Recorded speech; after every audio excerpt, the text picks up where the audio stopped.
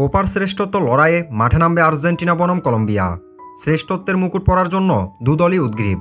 কে হাসবে শেষ হাসি, সেটার জন্য চোখ রাখতে হবে 15 জুলাই ভোর 6টায় কোপা আমেরিকা 2024 ফাইনাল ম্যাচের উপর।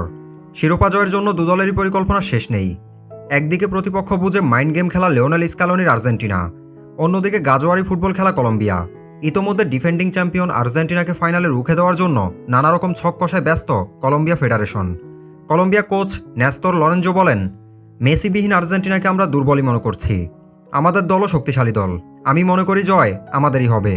এবার আমাদের দল রয়েছে পারফরমেন্সের তুঙ্গে, সেই আত্মবিশ্বাস নিয়ে মাঠে নামবে আমার দল।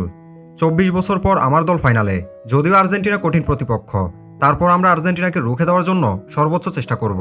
কলম্বিয়া এর আগে 2001 সালে কোপা আমেরিকা ফাইনাল খেলে, তখন কলম্বিয়ার প্রতিপক্ষ ছিল মেক্সিকো।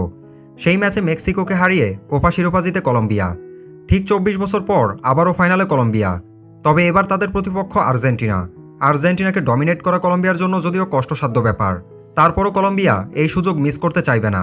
তারা গাজোয়ারি ফুটবল খেলে হলেও মেসিকে আটকে দিতে চাইবে। তখন দায়িত্ব থাকবে পুরোপুরি আর্জেন্টিনার মিডফিল্ডের উপর। মিডফিল্ডাররা যদি তাদের সেরাটা দিয়ে সেন্টার ফরওয়ার্ডে থাকা আলভারেজ অথবা লাউতারো মার্টিনেজ পর্যন্ত বল পাস করে দিতে পারে, তাহলে আশা করি আর্জেন্টিনার জন্য কলম্বিয়ার পরিকল্পনা ব্যর্থ হবে। বন্ধুরা, কোপা শ্রেষ্ঠত্বের এই লড়াইয়ে কলম্বিয়ার পরিকল্পনা কতটুকু কাজে লাগবে বলে আপনি মনে করেন? আর্জেন্টিনার মতো শক্তিশালী দলকে কলম্বিয়া ডমিনেট করে ইতিহাস পাল্টে দিবে, নাকি বর্তমান ডিফেন্ডিং চ্যাম্পিয়নদের হাতে উঠবে সেই কাঙ্ক্ষিত শিরোপা? কমেন্ট করে আপনার মতামত জানাতে অবশ্যই ভুলবেন না।